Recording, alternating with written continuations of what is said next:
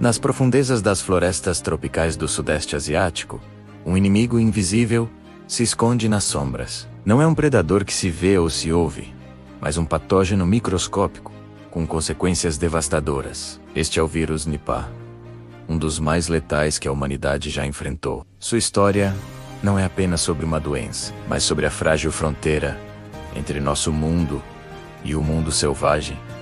Uma fronteira que estamos cruzando com cada vez mais frequência. A história do Nipah começa em 1998, em Sungai Nipah, Malásia. Criadores de suínos começaram a apresentar uma estranha doença neurológica e respiratória. Inicialmente foi confundida com encefalite japonesa, mas à medida que o número de mortos aumentava, os cientistas perceberam que estavam lidando com algo novo. Algo muito mais perigoso. O culpado foi identificado.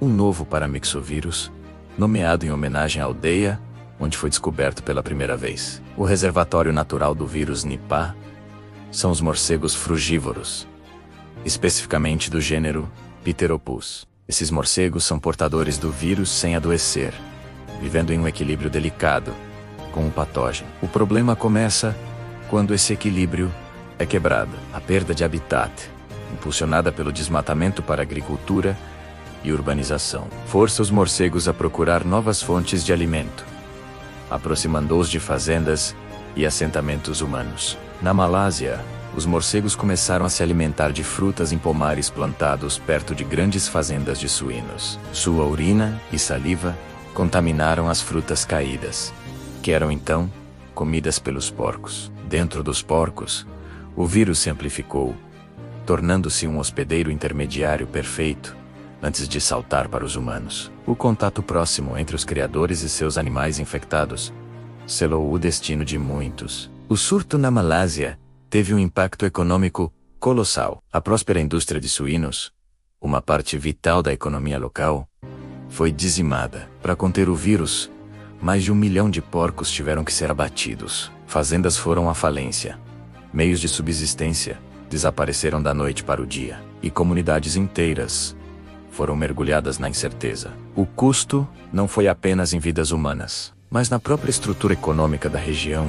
Uma cicatriz que levou anos para cicatrizar. Para entender o verdadeiro custo humano, imagine a história de uma família. Um pai, vamos chamá-lo de Ismail, trabalhava em uma fazenda de suínos. Ele era a única fonte de renda para sua esposa e 2 filhos pequenos. Um dia, ele voltou para casa com febre e uma dor de cabeça terrível. Em poucos dias, sua condição piorou drasticamente. Confusão, convulsões. A família assistiu impotente enquanto o homem, que era o pilar de seu mundo, sucumbia a uma doença que ninguém entendia. Sua morte não foi apenas uma tragédia pessoal, foi o colapso do universo de sua família, deixando-os à deriva em um mar de dor e dificuldades financeiras. Desde a Malásia, surtos recorrentes têm ocorrido em Bangladesh e na Índia.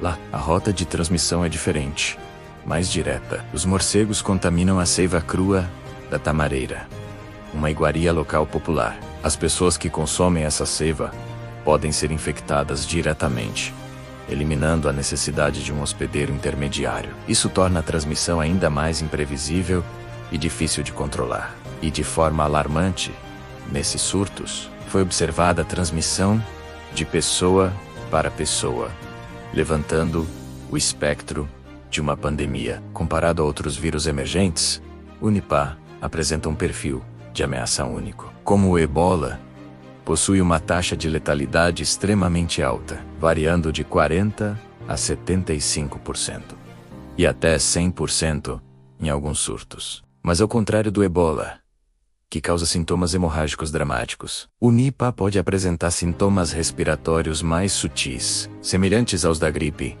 antes de evoluir para uma encefalite fatal. Isso o torna parecido com o MERS, outro coronavírus, transmitido por morcegos, mas a capacidade do Nipah de se espalhar entre pessoas, mesmo que de forma limitada até agora, o coloca em uma categoria de alto risco pandêmico. A ameaça do Nipah e de outros vírus zoonóticos nos forçou a adotar uma nova perspectiva.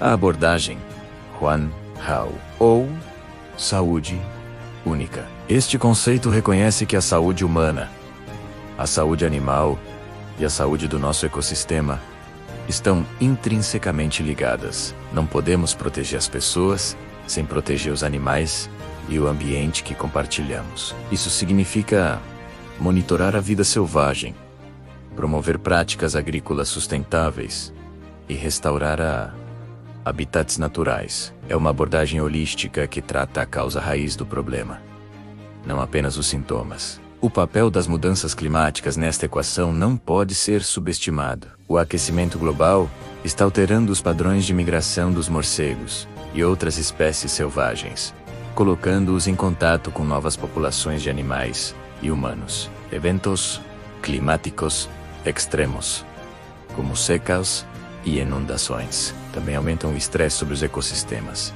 tornando os transbordamentos virais mais prováveis. O desmatamento, muitas vezes ligado a mudanças no uso da terra, é o golpe final, quebrando as barreiras naturais que antes mantinham esses vírus contidos. No momento, não há tratamento específico ou vacina licenciada para o Nipah.